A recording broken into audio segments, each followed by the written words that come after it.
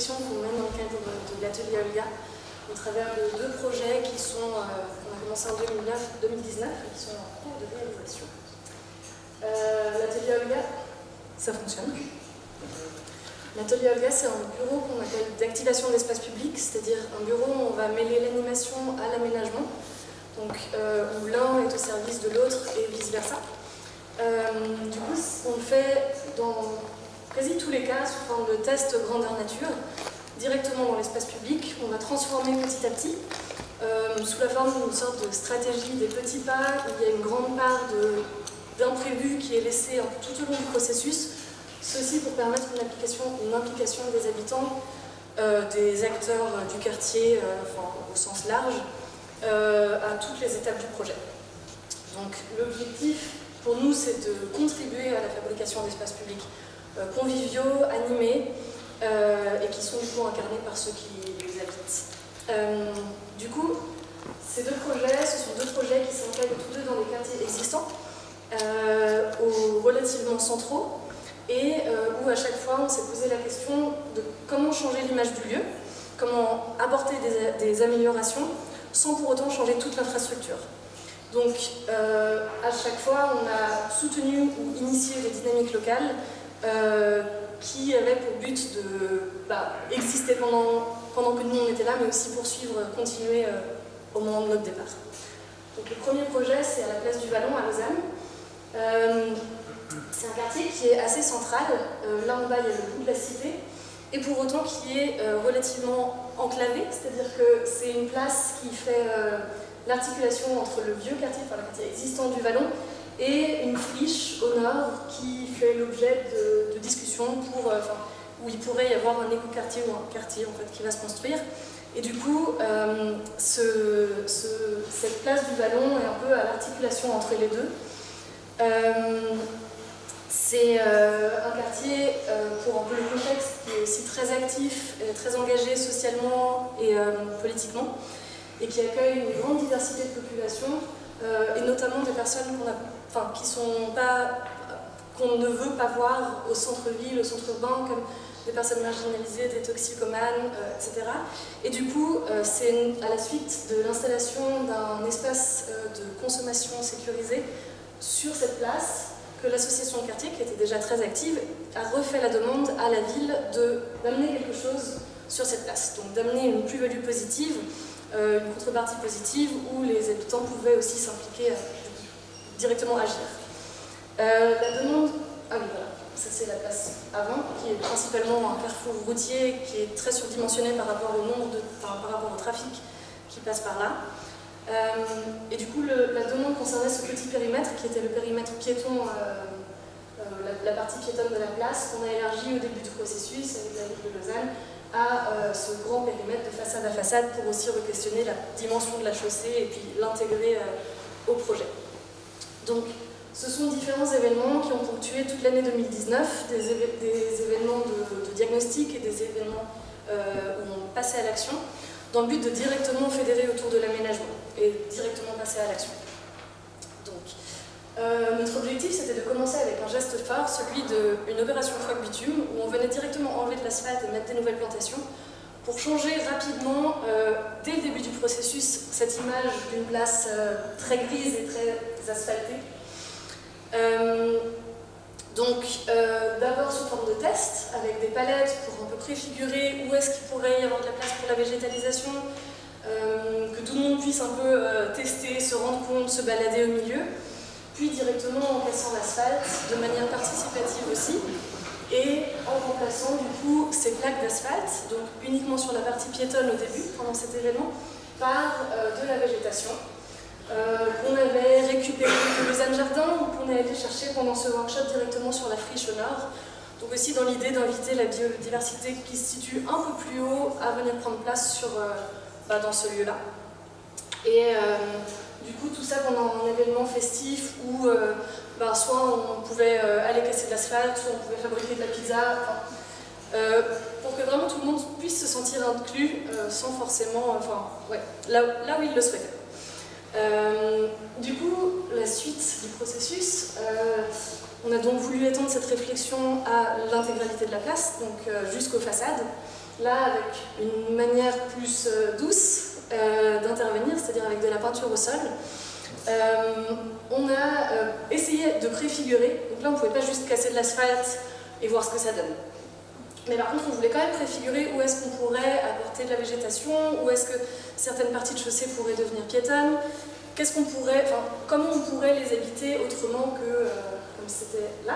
Donc avec cette peinture au sol, on a fait des marquages au sol qui visaient à déjà montrer ce qu'on pouvait gagner en diminuant le carrefour, et puis voir avec ces V verts, est-ce que là il pourrait y avoir de la végétation, est-ce que ça pourrait être perméable, est-ce que les circuits, les cheminements d'accès fonctionnent, enfin, dans l'idée que chacun expérimente avec son corps un potentiel futur espace.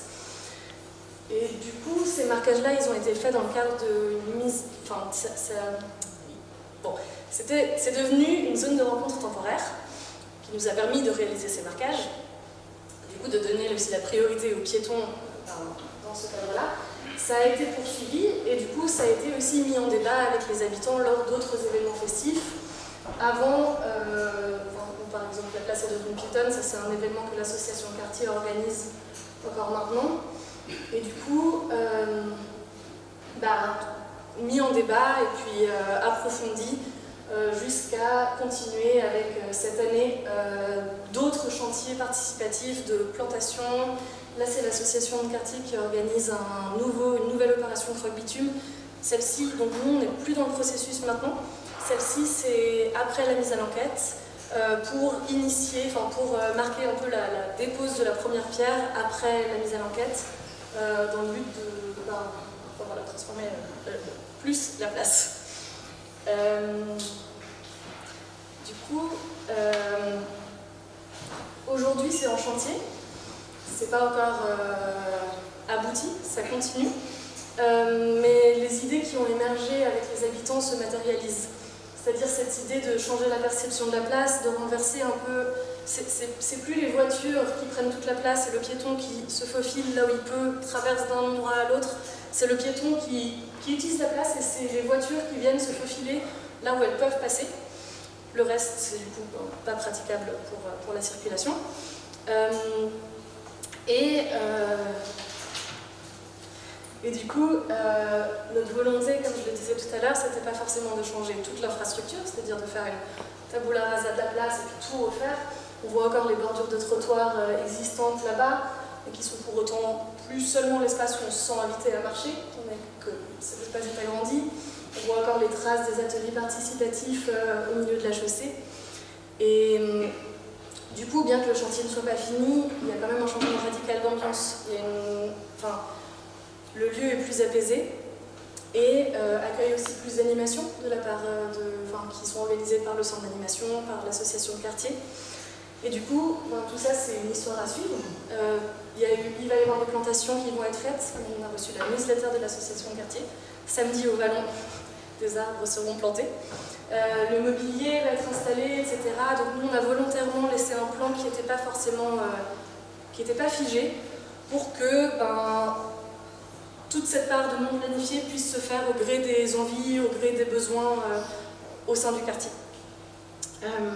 Du coup, à Sierre, ce deuxième projet que je vais vous présenter, on avait la même volonté qu'à la place du Vallon, c'est-à-dire de créer un processus où les habitants pourraient être impliqués du début à l'autre fin du processus, donc du diagnostic à la réalisation.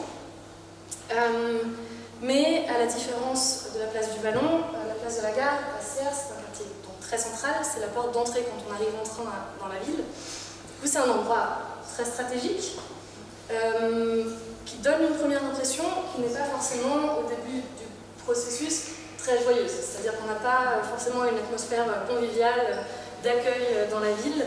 Et nous, à travers le diagnostic qu'on a pu faire, c'était plutôt un endroit où vraiment on passait vite et on ne s'arrêtait pas, dans lequel on ne trouvait pas forcément d'accroche pour s'y installer ou pour s'y retrouver. Donc là, l'enjeu, c'était de faire quelque chose en attendant la piétonisation, qui est prévue dans le plan directeur de la ville, mais qui doit attendre d'autres projets d'urbanisme qui se feront dans un horizon de 5 à 10 ans. En tout cas, c'était de ne pas attendre cette grande temporalité avant d'agir dans cet endroit-là. Du coup, ce processus d'activation, pour nous, a été l'occasion de tisser des liens entre les différentes associations et différents acteurs locaux, dans le but de faire de ce lieu, qui est un lieu qui ne concerne un peu personne, plutôt un lieu qui concerne tout le monde, c'est-à-dire une vitrine de ce qui peut se passer dans la ville, non seulement en termes d'animation, en termes de gens. Du coup, on voulait faire un aménagement qui puisse être reproductible, qui puisse vraiment être approprié par les gens avec qui on a constitué ce projet et puis d'autres plus tard. Et du coup, tisser cette toile au milieu de toutes ces personnes pour qu'elles puissent aussi s'investir par la suite sur ce lieu. La base des modules qu'on a imaginé, c'est faite avec une association locale qui travaille avec des requérants d'asile qui habitent à Sierre. Le chantier participatif s'est fait avec différentes associations qui sont venues, qui ont été intégrées au fur et à mesure du processus, avec qui on a pu plus tisser des liens aussi nous, qui venons de l'extérieur. Et du coup, ça a été ouvert à passants, habitants, etc., grâce à des marquages au sol et un mobilier en bois qui peut être... où personne n'a besoin d'une grande expertise pour venir participer. Et du coup, ces mobiliers nous ont permis de tester différents scénarios. Donc, à la suite du chantier ouvert, on n'a pas forcément voulu figer une des manières de faire, mais on a voulu mettre à l'épreuve cette place de différentes possibilités pour, de nouveau, qu'on puisse l'expérimenter le temps de 1 mois, 2 mois. Et pour finir avec un dernier scénario qui, du coup, testait le potentiel de cette place de devenir piétonne entièrement, donc sans le passage des bus auparavant. Et du coup, ça a donné l'envie que cette place reste piétonne. Ça a donné l'envie que, dès maintenant, on puisse venir s'y installer, on puisse en profiter. C'est pour nous, l'heure du bilan a montré justement que des personnes venaient plus spontanément pour s'y arrêter, pour s'y rencontrer. Et du coup, on a l'impression que cet endroit était plutôt figé parce qu'il était dans l'attente d'eux et que, avec un processus de ce type-là, on peut poursuivre une stratégie qui accueille aussi des potentiels mouvements, c'est-à-dire qu'il va y avoir pas mal de chantiers autour de la gare de Sierre qui vont imposer un endroit, une zone de dépose de chantier, donc la place ne pourrait pas être occupée entièrement pour du séjour. Peut-être qu'à un moment les bus devront repasser. Ce mobilier est déplaçable et modulable, et du coup on arrive à imaginer un peu différentes temporalités, mais en allant dès maintenant dans quelque chose qui vise à une place plus accueillante. Du coup, nous on a une vision pour l'avenir de cette place, mais il y a une grande part de non planifié qui réside dans cette vision. C'est-à-dire que la suite pour nous maintenant, ça va être d'imaginer une stratégie basée avec quelques gestes forts qui pourront structurer ce lieu, mais aussi imaginer comment est-ce qu'autour de ça, elle pourra continuer à être en mouvement et l'espace pourra continuer à être résilient. Donc c'est un peu ces deux notions, si on reprend les notions de la ville durable, de ville collaborative et ville résiliente que j'ai voulu souligner un peu en trame de fond dans ces projets. Ça c'est la slide que je ne vais pas forcément rentrer dans les détails, mais je pense qu'elle vous sera transmise après, je ne sais pas, j'imagine. Avec quelques outils et quelques acteurs, actrices clés qui émanent de mon processus.